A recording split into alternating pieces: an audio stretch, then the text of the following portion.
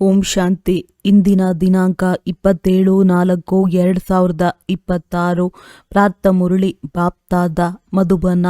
ಮಧುರ ಮಕ್ಕಳೇ, ನೀವು ಹೂಗಳಾಗಿ. ಓಂ ಶಾಂತಿ. ಮಧುರ ಮಕ್ಕಳೇ, ನೀವು ಹೂಗಳಾಗಿ ಎಲ್ಲರಿಗೂ ಸುಖ ಕೊಡಬೇಕಾಗಿದೆ. ಹೂವಿನಂತಹ ಮಕ್ಕಳು ಮುಖದಿಂದ ರತ್ನಗಳನ್ನು ಹೊರ ಹಾಕುತ್ತಾರೆ. ಪ್ರಶ್ನೆ: ಹೂವಾಗುವ ಮಕ್ಕಳ ಪ್ರತಿ ಭಗವಂತನು ಯಾವ ಶಿಕ್ಷಣ ಕೊಡುತ್ತಾರೆ? ಇದರಿಂದ ಅವರು ಸದಾ ಸುಗಂಧಭರಿತರಾಗಿರುತ್ತಾರೆ. ಉತ್ತರ: ನನ್ನ ಹೂವಿನಂತಹ ಮಕ್ಕಳೇ, ನೀವು ನಿಮ್ಮಲ್ಲಿ ನೋಡಿಕೊಳ್ಳಿ, ನನ್ನಲ್ಲಿ ಯಾವುದೇ ರೀತಿಯ ಆಸುರಿ ಅವಗುಣಗಳ ರೂಪಿ ಮುಳ್ಳು ಇಲ್ಲವೇ? ಒಂದು ವೇಳೆ ಒಳಗೆ ಅಂತಹ ಮುಳ್ಳು ಇದ್ದರೆ ಬೇರೆಯವರ ಅವಗುಣದೊಂದಿಗೆ ದ್ವೇಷ ಬರುತ್ತದೆ. ಅದೇ ರೀತಿ ತಮ್ಮ ಆಸುರಿ ಅವಗುಣದ ಜೊತೆ ದ್ವೇಷಿಸಿದ್ದೇ ಆದರೆ ಆ ಮುಳ್ಳು ಹೊರಟು ಹೋಗುತ್ತದೆ. ತಮ್ಮನ್ನು ನೋಡಿಕೊಳ್ಳಿ, ಮನ್ಸ ವಾಚ ಕರ್ಮಣ ಯಾವುದೇ ವಿಕರ್ಮವಂತೂ ಆಗುತ್ತಿಲ್ಲವೇ? ಯಾವುದರಿಂದ ಶಿಕ್ಷೆಯನ್ನು ಅನುಭವಿಸಬೇಕಾಗುತ್ತದೆ? ಓಂ ಶಾಂತಿ. ಆತ್ಮೀಯ ಮಕ್ಕಳ ಪ್ರತಿ ಆತ್ಮೀಯ ತಂದೆಯು ಕುಳಿತು ತಿಳಿಸುತ್ತಿದ್ದಾರೆ. ಈ ಸಮಯದಲ್ಲಿ ರಾವಣ ರಾಜ್ಯವಾಗಿರುವ ಕಾರಣ ಮನುಷ್ಯರೆಲ್ಲರೂ ದೇಹಾಭಿಮಾನಿಗಳಾಗಿದ್ದಾರೆ. ಆದ್ದರಿಂದ ಅವರನ್ನು ಕಾಡಿನ ಮುಳ್ಳುಗಳೆಂದು ಹೇಳಲಾಗುತ್ತದೆ. ಇದನ್ನು ಬೇಹದ್ದಿನ ತಂದೆಯೂ ತಿಳಿಸುತ್ತಾರೆ. ಈಗ ಮುಳ್ಳಿನಿಂದ ಹೂವಾಗುತ್ತಿದ್ದೀರಿ.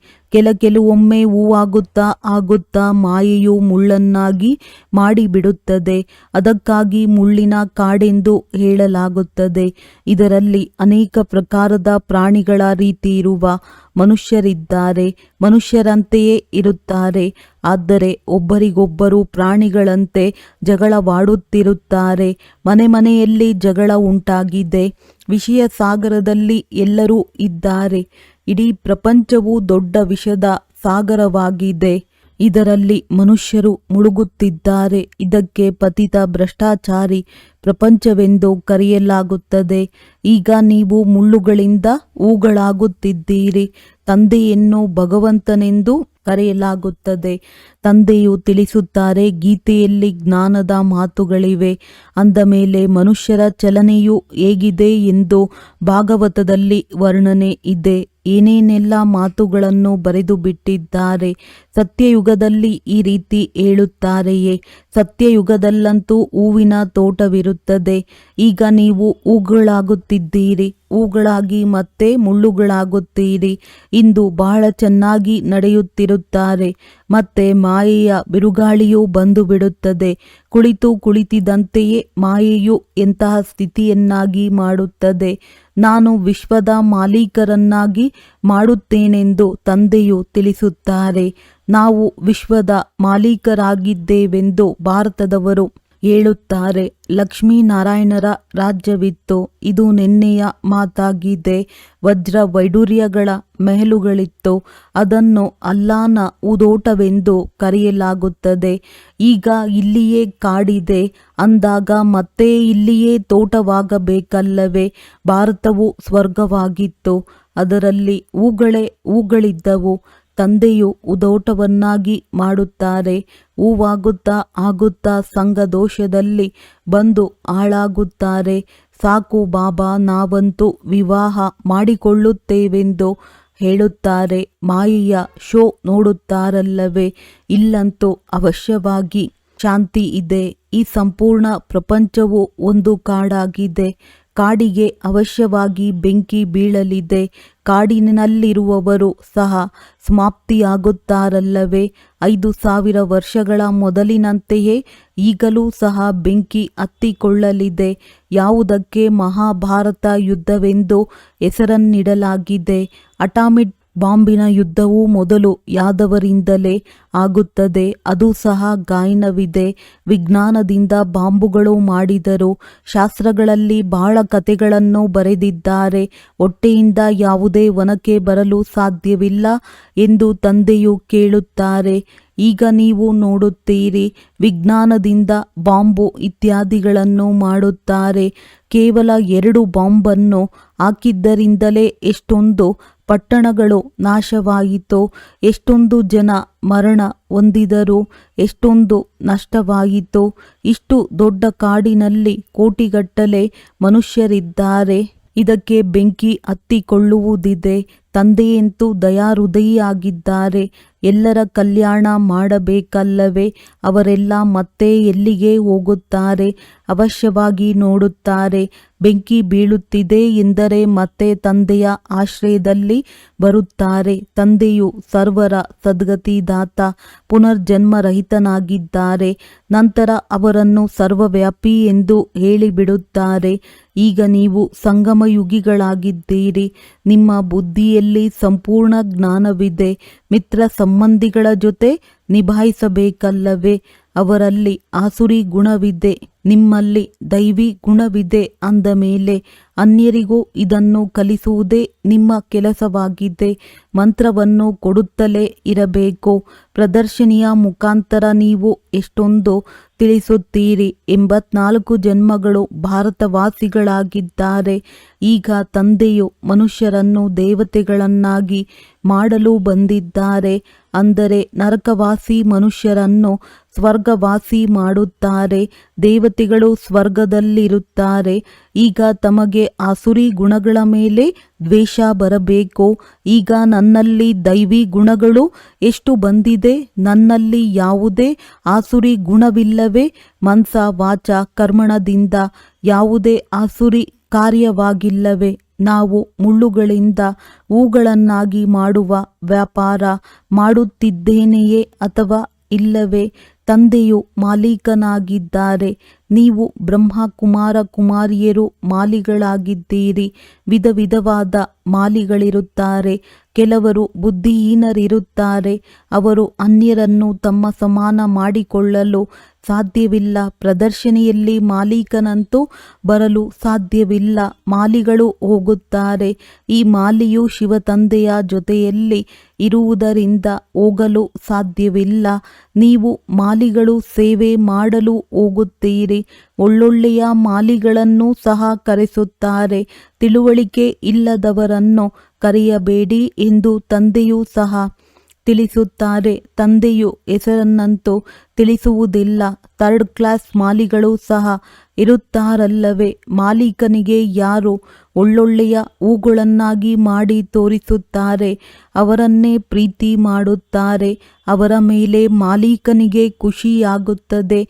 ಬಾಯಿಯಿಂದ ಸದಾ ರತ್ನಗಳೇ ಹೊರಬರುತ್ತದೆ. ಕೆಲವರ ಬಾಯಿಯಿಂದ ರತ್ನದ ಬದಲಾಗಿ ಕಲ್ಲುಗಳು ಹೊರಬಂದರೆ ಏನು ಹೇಳುತ್ತಾರೆ? ಶಿವನ ಮೇಲೆ ಎಕ್ಕದ ಹೂವನ್ನು ಹಾಕುತ್ತಾರಲ್ಲವೇ? ಕೆಲವರು ಬೇರೆ ಹೂವನ್ನು ಹಾಕುತ್ತಾರೆ. ಅವರ ನಡವಳಿಕೆ ನೋಡಿ ಹೇಗಿದೆ? ಮುಳ್ಳುಗಳನ್ನು ಹಾಕುತ್ತಾರೆ. ಮುಳ್ಳುಗಳನ್ನು ಹಾಕಿ ನಂತರ ಕಾಡಿಗೆ ಹೊರಟು ಹೋಗುತ್ತಾರೆ. ಸತೋಪ್ರಧಾನರಾಗುವ ಬದಲಾಗಿ ಇನ್ನಷ್ಟು ತಮೋಪ್ರಧಾನರಾಗಿ ಬಿಡುತ್ತಾರೆ.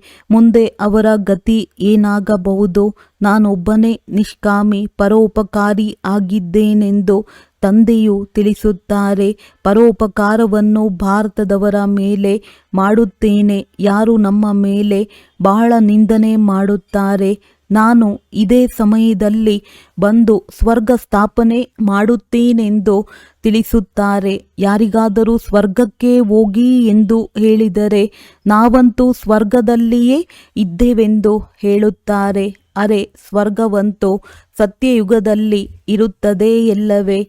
ಕಲಿಯುಗದಲ್ಲಿ ಸ್ವರ್ಗವೆಲ್ಲಿಂದ ಬಂದಿತು? ಕಲಿಯುಗವನ್ನು ನರಕವೆಂದೇ ಕರೆಯಲಾಗುತ್ತದೆ. ಇದು ಹಳೆಯ ತಮೋಪ್ರಧಾನ ಪ್ರಪಂಚವಾಗಿದೆ. ಮನುಷ್ಯರಿಗೆ ಸ್ವರ್ಗವು ಎಲ್ಲಿರುತ್ತದೆ ಎಂದು ಗೊತ್ತಿಲ್ಲ.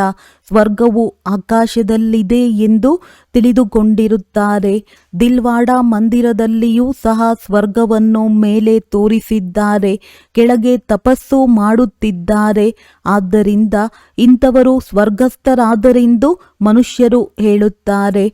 ಸ್ವರ್ಗವೆಲ್ಲಿದೆ? ಎಲ್ಲರೂ ಸ್ವರ್ಗಸ್ಥರಾದರೆಂದು ಹೇಳಿಬಿಡುತ್ತಾರೆ. ಇದು ವಿಷಯ ಸಾಗರವಾಗಿದೆ. ಶಿರಸಾಗರವನ್ನು ವಿಷ್ಣುಪುರಿಗೆ ಹೇಳಲಾಗುತ್ತದೆ. ಅವರು ಪೂಜೆಗಾಗಿ ಒಂದು ದೊಡ್ಡ ಕೊಳವನ್ನು ಮಾಡಿ ಅದರಲ್ಲಿ ವಿಷ್ಣುವನ್ನು ಕೂರಿಸುತ್ತಾರೆ.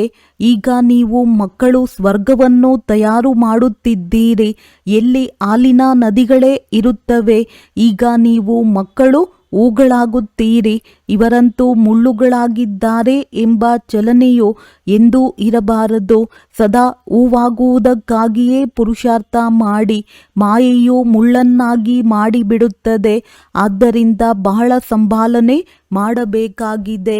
ತಂದೆಯು ತಿಳಿಸುತ್ತಾರೆ, ಗೃಹಸ್ಥ ವ್ಯವಹಾರದಲ್ಲಿದ್ದು ಕಮಲ ಪುಷ್ಪ ಸಮಾನ ಪವಿತ್ರರಾಗಬೇಕಾಗಿದೆ.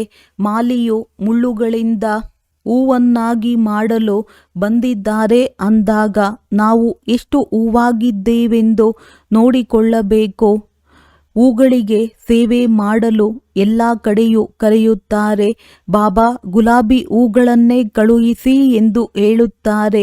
ಯಾರು ಎಂತಹ ಹೂಗಳೆಂದು ಕಾಣಿಸುತ್ತದೆ ಎಲ್ಲವೇ. ನಾನು ನಿಮಗೆ ರಾಜಯೋಗವನ್ನು ಕಲಿಸಲು ಬರುತ್ತೇನೆ. ಇದು ಸತ್ಯನಾರಾಯಣನ ಕಥೆಯಾಗಿದೆ. ಸತ್ಯ ಪ್ರಜೆಗಳ ಕಥೆಯಲ್ಲ. ರಾಜ ರಾಣಿಯಾಗುತ್ತಾರೆ ಎಂದರೆ ಪ್ರಜೆಗಳು ಆಗುತ್ತಾರೆ ಎಂದು ತಿಳಿದುಕೊಳ್ಳಬೇಕಾಗಿದೆ. ಈಗ ನೀವು ತಿಳಿದುಕೊಂಡಿದ್ದೀರಿ. ಯಥಾ ರಾಜ ರಾಣಿ ತಥಾ ಪ್ರಜಾ ಹೇಗಾಗುತ್ತಾರೆ ಎಂದು. ಬಡವರ ಬಳಿ 2-5 ರೂಪಾಯಿಯೇ ಇಲ್ಲವೆಂದ ಮೇಲೆ ಏನು ಕೊಡುತ್ತಾರೆ? 1000 ರು ಕೊಡುವವರಿಗೆ ಎಷ್ಟು ಸಿಗುತ್ತದೆಯೋ ಅಷ್ಟೇ ಬಡವರಿಗೂ ಸಿಗುತ್ತದೆ. ಎಲ್ಲದಕ್ಕಿಂತ ಈ ಭಾರತವು ಬಡ ರಾಷ್ಟ್ರವಾಗಿದೆ. ಯಾರಿಗೂ ಸಹ ನಾವು ಸ್ವರ್ಗವಾಸಿಗಳಾಗಿದ್ದೇವೆಂದು ತಿಳಿದಿಲ್ಲ. ದೇವತೆಗಳ ಮಹಿಮೆಯನ್ನಂತೂ ಆಡುತ್ತಾರೆ, ಆದರೆ ಏನೂ ತಿಳಿದುಕೊಂಡಿಲ್ಲ. ಬುಲ್ಬುಲ್ ಕಂಠವು ಎಷ್ಟು ಮಧುರವಾಗಿದೆ, ಆದರೆ ಅರ್ಥವೇ ಇಲ್ಲ. ಇತ್ತೀಚೆಗಂತೂ ಗೀತೆಯನ್ನು ಆಡುವವರು ಬಹಳಷ್ಟು ಮಂದಿ ಇದ್ದಾರೆ. ಮಾತೆಯರು ಬಹಳಷ್ಟಿದ್ದಾರೆ.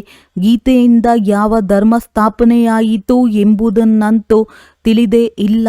ಏನೋ ಸ್ವಲ್ಪ ರಿದ್ದಿ ಸಿದ್ಧಿಯಿಂದ ತೋರಿಸಿದರೆ ಇವರೇ ಭಗವಂತನೆಂದು ತಿಳಿದು ಬಿಡುತ್ತಾರೆ.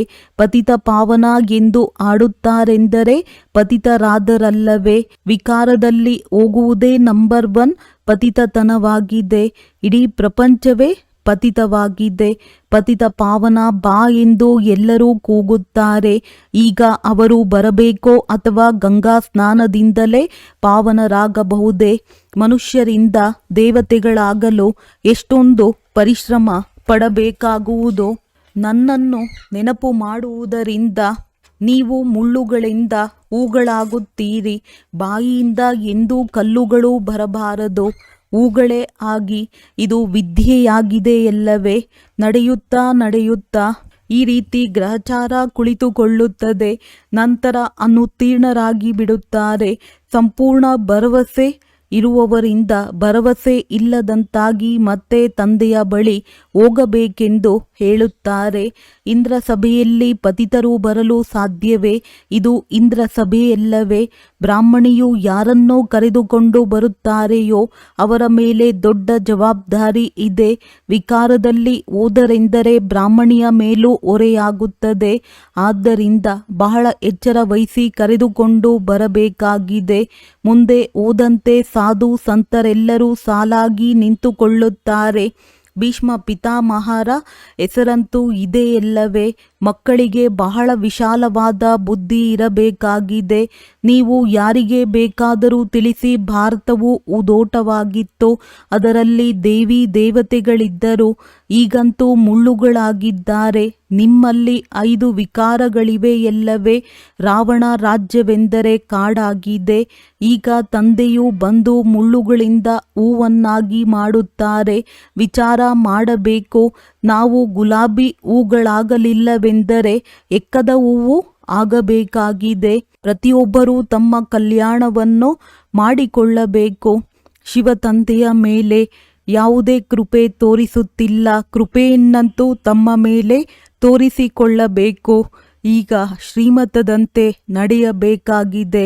ತೋಟದಲ್ಲಿ ಯಾರೇ ಹೋದರೂ ಸುಗಂಧಭರಿತವಾದ ಹೂವನ್ನೇ ನೋಡುತ್ತಾರೆ, ಎಕ್ಕದ ಹೂವನ್ನು ನೋಡುತ್ತಾರೆಯೇ?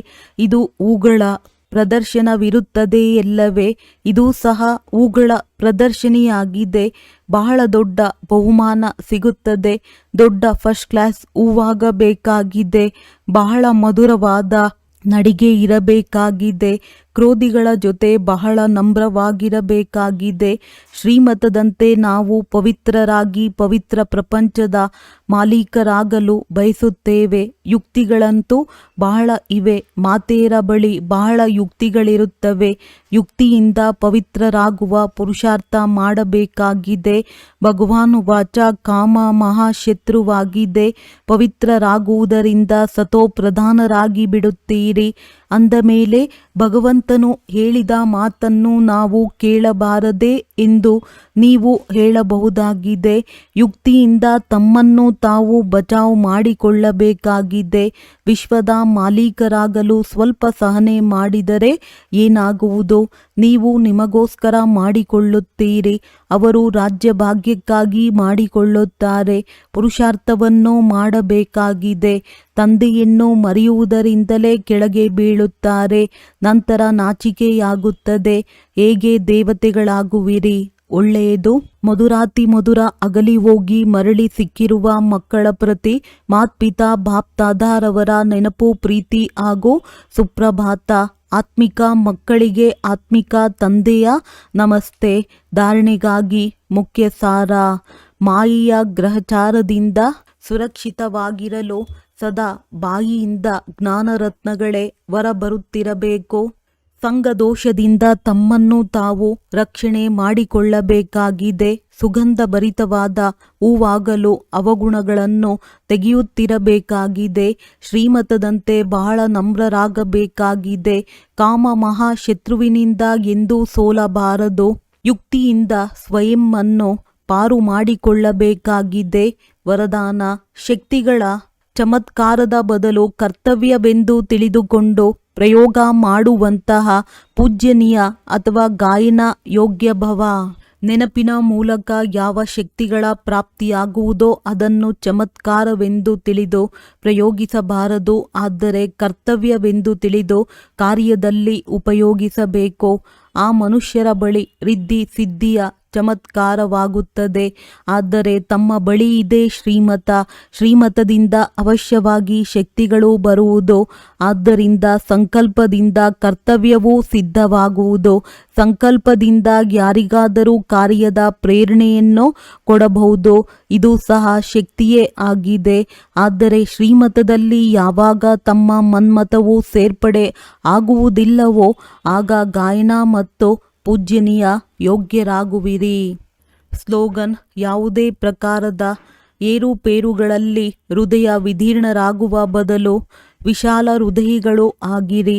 ಅವ್ಯಕ್ತ ಸೂಚನೆ: ಮಹಾನರಾಗಲು ಮಧುರತೆ ಮತ್ತು ನಮ್ರತೆಯ ಗುಣ ಧಾರಣೆ ಮಾಡಿ. ಯಾರು ಸರಳಚಿತ್ತವಾಗಿದ್ದಾರೆ ಅವರೇ ಮಧುರತೆಯ ಗುಣ ಸಂಪನ್ನರಾಗಿದ್ದಾರೆ. ಅವರೇ ಸದಾ ಹರ್ಷಿತರಾಗಿರುತ್ತಾರೆ. ಹರ್ಷಿತ ಚಿತ್ತರಾಗಿದ್ದರೆ ಎಲ್ಲರನ್ನೂ ಆಕರ್ಷಿತರನ್ನಾಗಿ ಮಾಡುತ್ತಾರೆ. ಹರ್ಷಿತದ ಅರ್ಥವೇ ಆಗಿದೆ ಅತೀಂದ್ರಿಯ ಸುಖದಲ್ಲಿ ತೂಗುವುದು. ಜ್ಞಾನದ ಸ್ಮರಣೆ ಮಾಡುತ್ತಾ ಅವ್ಯಕ್ತ ಸ್ಥಿತಿಯ ಅನುಭವ ಮಾಡುತ್ತಾ ಅತೀಂದ್ರಿಯ ಸುಖದಲ್ಲಿ ತೂಗಿರಿ. ಇದಕ್ಕೆ ಹೇಳಲಾಗುತ್ತದೆ ಹರ್ಷಿತ. ಈ ರೀತಿ ಯಾರು ಹರ್ಷಿತರಾಗಿರುತ್ತಾರೆ ಅವರೇ ಆಕರ್ಷಿತರನ್ನಾಗಿ ಮಾಡುತ್ತಾರೆ. ಒಳ್ಳೆಯದು. ಓಂ ಶಾಂತಿ.